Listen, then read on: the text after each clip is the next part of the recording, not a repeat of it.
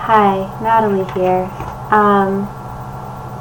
So, I made another video and it didn't have any sound, which might be for the best because the background noise is really loud, which I don't understand because my ears don't hear it as loud as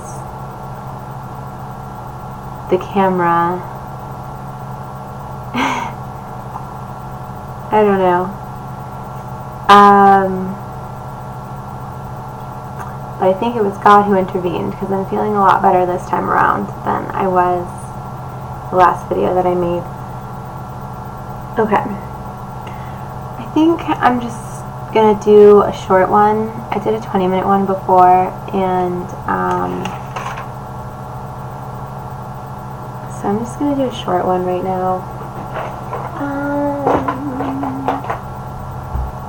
Highlighter. Okay, so we'll be doing Principle 16 to wherever I stop. I'll be doing Principle 16 to wherever I stop. You may continue on your journey or do whatever you please. Okay, so 16. Miracles are teaching devices for demonstrating it is as blessed to give as to receive. They simultaneously increase the strength of the giver and supply strength to the receiver. So, last time I told this story about being on the phone with someone and giving an unhoused person a blanket and then finding a nickel on the floor, all the while talking to this person about how the universe needs to know that you are open to giving and to create like a flow of abundance or whatever. However, I do think that this is a little bit different than that. Like, that was a good example of how the world gives to you when it sees how generous you are, but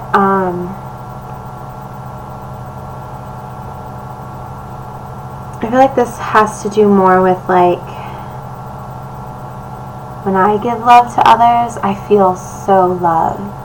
And when I withhold love from others and I'm concerned with how I can get some love, like, I feel so separate. But when I'm wondering how I can make another person feel loved, I feel loved. Like, I feel full. So, and they, I think, normally feel better too. I don't know. 17. Miracles transcend the body. They are sudden shifts into invisibility away from the bodily level. That is why they heal. I think that's just like, I was listening to this guy named Neville earlier, and his book, The Power of Awareness. Iced tea. The Power of Awareness by Neville Goddard or something like that. And it just talks about how the only thing that actually exists is consciousness, and everything else that we see in the physical world and that we experience in the physical world is a manifestation of our consciousness and our mind, and that everything already exists and it's just what we put our attention to.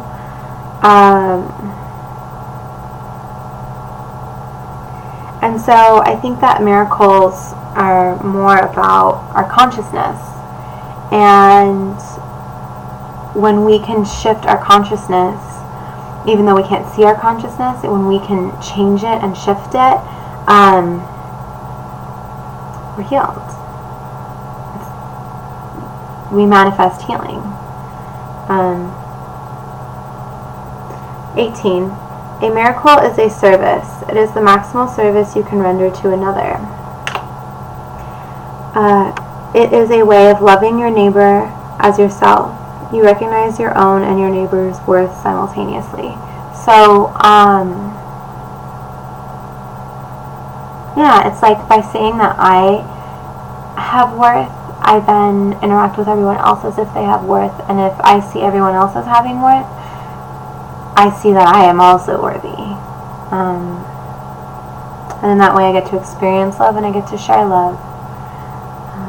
And when I share love, it's returned to me.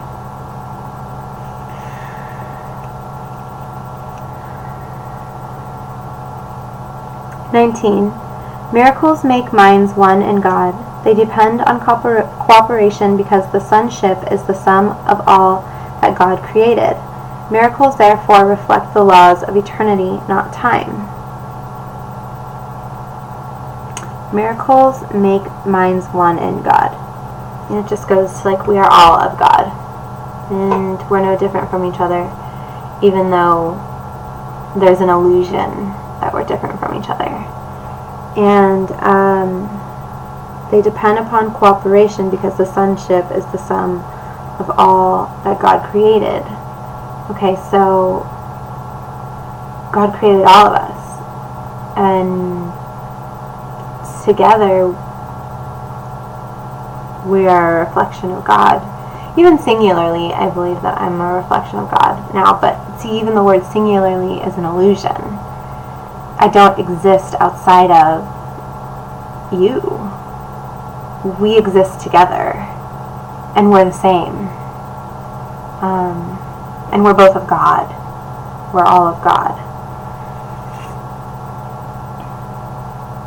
And thus, miracles reflect eternity, not time. Hopefully I understand that one a little bit better. As we read through the text, maybe that will make more sense.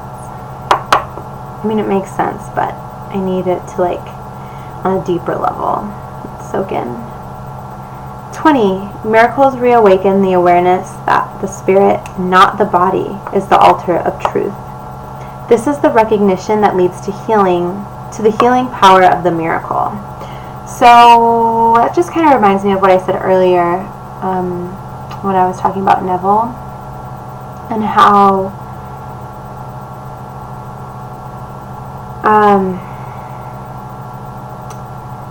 consciousness is what is real, and the physical world is a manifestation of that consciousness. And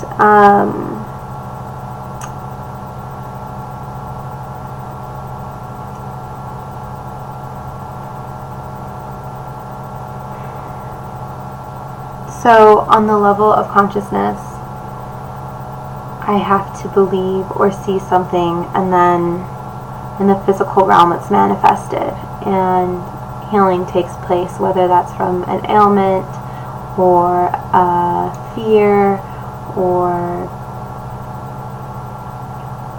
really anything, you know, my situation, my living situation, my whatever it is. If I can see on the realm of the spirit that I'm okay, my physical realm will manifest that okayness. And I'm getting a phone call, so I am going to stop there. And thank you for listening.